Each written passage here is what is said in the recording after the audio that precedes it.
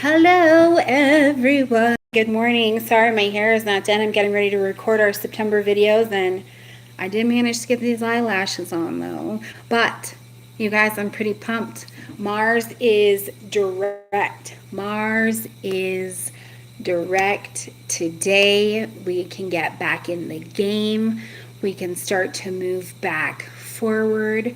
We can use the information that this retrograde time has been pulling up and pulling out for us. Hi, Lachey, and get ready to move forward. I mean, there has been so much going on in astrology, in the cosmos, in the sky, all of that good stuff. And I don't think that anybody forgot that Mars was retrograde, because when our planet of action and energy and assertion and move forward is retrograde, it's a cosmic chill pill. It's a cosmic slowdown. Hi, Crenshaw. So we feel it. People feel it, and heaven help you if you're in Aries. I know you felt it for sure. I know you did. So Mars is direct today.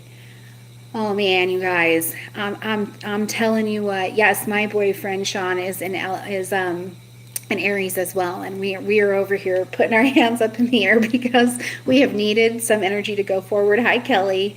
So okay, now here's the thing. Now we've got all of this forward energy, but what do we do with it? Now, first and foremost, when a planet is retrograde, it is, hi Diane, it is working on us at an intuitive, and let me move you guys, an intuitive back up a little bit. Let's go internal energy, right? So it's working on us at a very, very internal, energetic level.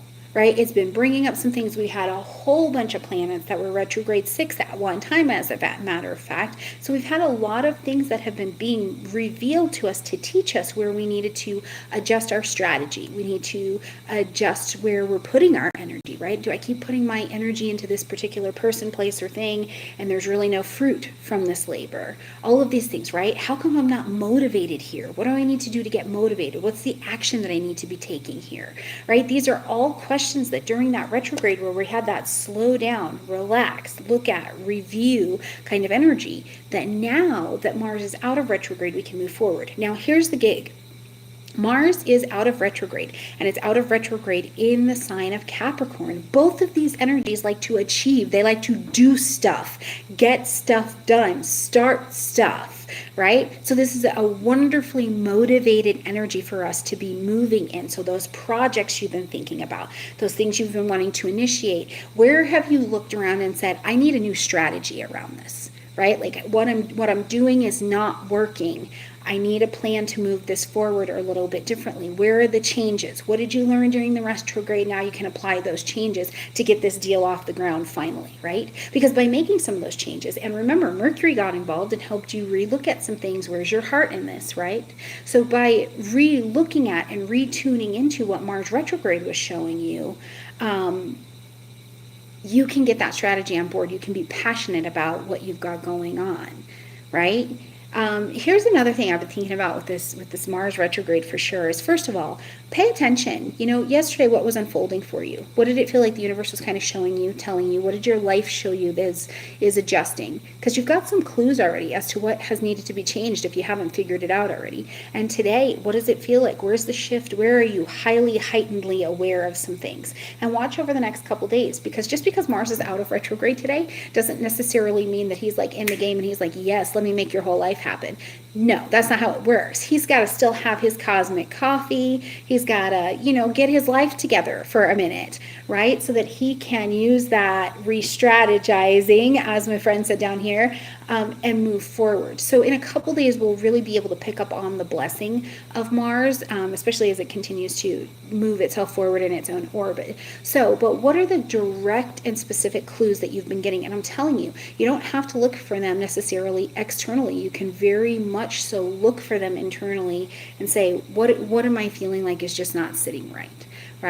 But it gets to get back to business as usual. Now, here's the thing. As we get into September, Mars is going to move forward as it resumes its orbit out of the energy of Capricorn, out of this super achievement, let's do this, hustle kind of energy, into Aquarius. When Mars comes back into Aquarius and is forward, we need to take these ideas to a public place, right? We need to take them, we need to group them, we need to relook at who are you running with? I think that's a very big question that's going to be happening in September. You've seen all of this stuff in the retrograde. Are you running with the right crew? Do you have the right tribe to support you, right? Or do you need to relook at your friendship zone and go, now wait a minute, I do love these people, but I'm actually not achieving anything here. I'm not actually able to support them. Oh, maybe do I need to be a part of a networking group? Because this is the thing. Mars in Aquarius tells us that it is people, groupings, social things that will help move your dreams forward, right? So it's going to be a wonderful time to launch some things out. And I think that the other part that I think about with Mars, maybe two things. One is that there's a lot of confidence that comes from, hi Greg, from Mars energy, right? Knowing that you can do something, knowing that you can start something, getting that self-confidence, that image, right? We've also got Chiron, who is in Aries energy, which is a Mars-based energy. So there's a lot of identity change going on for people right now, right? Maybe you're getting a new name, a new title, you're regarding yourself differently than you ever have, and you're learning to identify with that name. I know becoming Dr. Stormie Grace has been a very big deal because I'm like, oh, people will call me that now, and I'm like, who the heck are they talking to? And I have to remember to respond now, right? My identity has changed. I've become something else, and now I have to respond and learn how to re-strategize, how to use that as well, right? Now, the other thing is in your sex life and in your physical body, the heat, the passion, the willingness, the desire, right? The romance. Maybe for some people during the retrograde, there was a very big shutdown that happened to this, right? I know that I worked with one client, and with her permission, she ended up needing to take a certain medication, which just squashed all of her interest, right? And she was a very sexually interested person before with her partner, and it just squashed all of that. And that was a part of her identity. She had to look at that, so maybe we get some libido back up here and in shape as well. So if that's something you've been suffering with, struggling with, or trying to, look out for, that's an energy that can be back on the table for you as well. Plus, remember that desire, that passion, that libido energy, that's the base of how we get things done, how we create things, how we go out and we take these new actions, right? You are walking towards something different in your life. And if you don't have the passion to get there or the desire, you're not going to keep walking in that direction. So it's a good day. It's a big day with Mars direct. I mean, I feel like we should all just be going like this, get a little bit of a celebration, right? Seeing what's going on. Now, I will say this too. Today, specifically, it is August 27th, just in case you're watching this later. We did just have yesterday the full moon happening in Pisces. So that actually created a little bit of a clouding energy at the beginning part of today. So in the first part of today, or maybe just depending on where you are in the world today, if it's felt like you were under a little bit of restraint, or you felt like it was under a little bit of like holdback, or you weren't really sure about something, that is definitely on par and on plan here. So with that Pisces energy, it can just kind of quail those things. Now, we've also got today on the 27th, we have got Mars and Jupiter in a biquintile. Now, if you're not familiar with that aspect, what that aspect is, it's basically like a trine and an opposition at the same time. It shows you that there's an issue, but it also gives you the action, what's the word I'm looking for? The motivation to find a solution to that problem. So whatever problems may be coming up, whatever challenges may be coming up today, you have the energy where maybe it's cloudy at first, but Mars is direct. So there is a forward action that you can take, and you'll find the solution to it. Now let's see, I had a couple questions. So I have Mars retrograde natal in my chart. How will this direct affect me? Well, what's going to happen is, for anybody who has Mars retrograde in their chart, when Mars was retrograde here, depending on what sign your Mars was in very specifically, when you have a retrograde in your natal chart, it turns you more inward. So you're experiencing those things in a more inward fashion. So when the planet itself turns more inward, turns into a retrograde, instead of you having to run to the inside, what happens is you usually have a lot of external things going on, whereas the rest of us have to run into ourselves, right? Like a retrograde sends us internal. Sometimes if you have a retrograde, it can actually send you external. You've got a lot more things going on in your busy outside world. So that could definitely be something that's going on for you for sure. Now, how will Mars going direct affect the Aries and Scorpio placements? Well, first of all, honey, let me just tell you, congratulations, right? Like, celebrate that. This is your ruler or co-ruler, respectively. And when those energies get back online, you guys get some forward movement. Now, of course, this is going to depend very much so on your chart and what these energies, the direct energies, are interacting with. Because whenever a planet is going into or coming out of retrograde, I have found just a couple days before, a couple days after, it's kind of a little bit train wrecky as we're trying to get turned back into the natural direction of things, right? So you could anybody really could, just depending on where their placement is. Today, we're all celebrating Mars is coming direct, and Mars could be turning around, coming direct, and smacking into something into your chart, right? So it could be a day that's a little bit harder for some people, but it just depends. But as a whole, Aries and Scorpio folks, hello, congrats, welcome back to life. When your ruling planet goes retrograde, it's hard stuff. It really, truly is. We're getting ready to have Venus retrograde, and I'm a Taurus with a whole bunch of Libra, so I'm like, ooh, pray for me. Okay, let's see. Will the South Node and Mars interact again during its shadow period? So let me think. It's going to move through Aquarius. It should. Yeah, so it should. So after September 11th, and as we move through September, October, Mars and the South Node should interact one more time before it moves on. So you should be able to see that. And then, of course, it just depends on where your natal South Node is at as well, whatever that interaction is going to be. Let's see. I'm trying to get the comments to pull back up before I drop the phone. Okay. All right. I guess there's no comments at the moment. So anyways, you guys, I just wanted to come in here. I wanted to talk a little bit about this direct energy, celebrate this with you, because I know that I am over the moon. I've had Mars working very, very hard on my 6th house. So I am ready to move some new projects that I have been working on forward, and I've got some new ideas, and we've got the videos getting ready to come out. Speaking of the videos, you guys, let me tell you this. Today is the last day to sign up for the Astrology 101 and 102 combination class. And remember, because we are going to actually record this class and turn it into something else afterwards, it is super discounted. So both of those classes, the next 10 weeks of study, are $75. So you can do that. And I also have just a section which is just the 101 portion, and that's $40. But today is the last day to get registered if you want to be in on those classes. So I would love to see you guys in there if that's something that you're interested in doing. Let's see. So I'm a Pisces sun and moon. Ooh, it's going away. Capricorn rising. How did the Pisces moon affect me? Well, likely, if you're Pisces sun and moon, the full moon probably brought some kind of ending of you, or some way that you've been, depending on what house your Pisces is in, and some other interactions in your chart as well. But in a basic way, that full moon brought some piece of you to an ending. It said something about you needs to be acknowledged, or that something needs to be addressed. And I would also think at an emotional level, it's asked you to do some house cleaning, to get really honest about something and get rid of it, right? It's time to adjust it. It's not serving you anymore. So that could definitely be something that's been happening for you.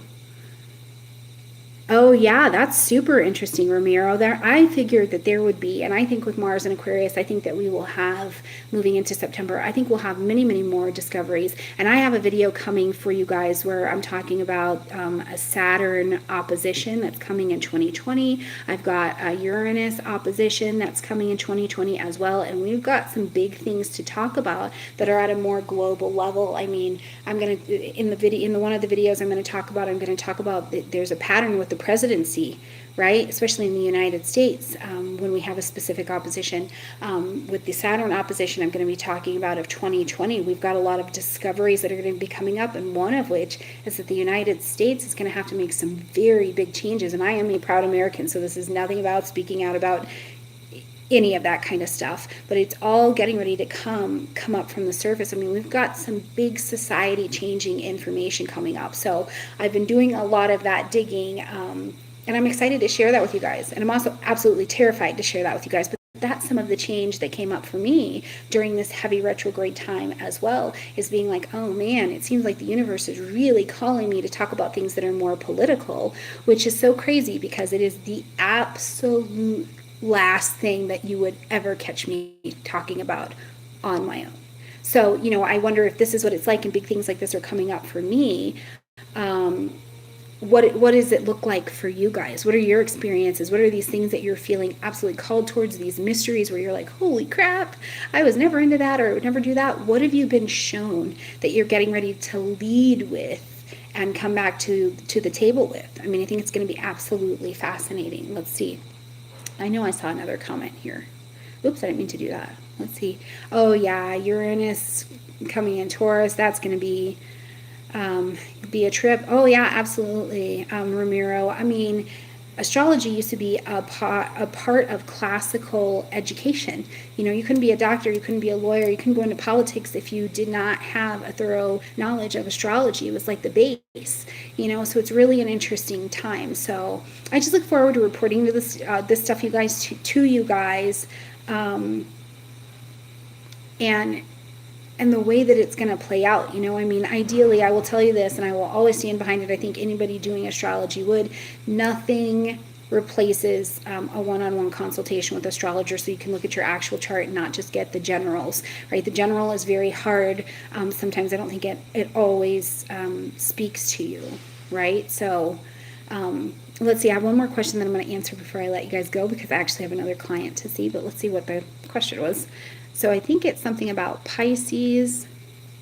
Okay, so if Pisces in the 8th house will affect you. Well, if you have Pisces in the 8th house, we just had this full moon happening in Pisces. A couple things can happen. Let me tell you what. First of all, when you have a full moon next to, I think it just got really dark. If you have a full moon next to either one of the financial houses, this is definitely an opportunity that finances could dry up.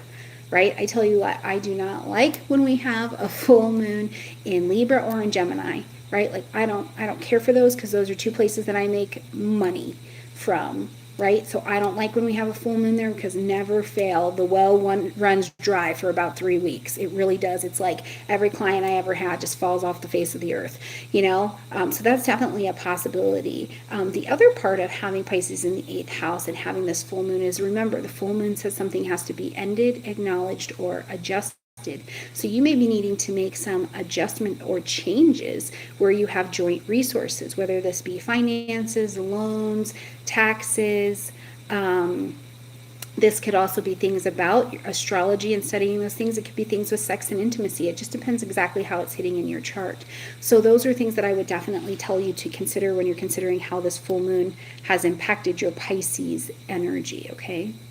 Can Mars direct have an effect on your digestion? I would think so, depending on your chart. I'm not going to say 100% because I'm not looking at your chart, Christopher, but it could, for sure. I mean, you think about it, the planet of action, moving, fire, heat, all of these things, and our body does need that metabolism to process things, could definitely be slowing some things down. I would think that if a person has a chart that elementally is high in fire, you guys might have been having a little bit of a harder time, because it would have felt like your fire was put out just a little bit. So really interesting. If you have a high fire chart, feel free to put a comment down below. Let me know if that's an experience that you are definitely having, because I tell you what, when an elemental planet goes retrograde, that element goes shoo, it really does, right? So you know what I'm saying?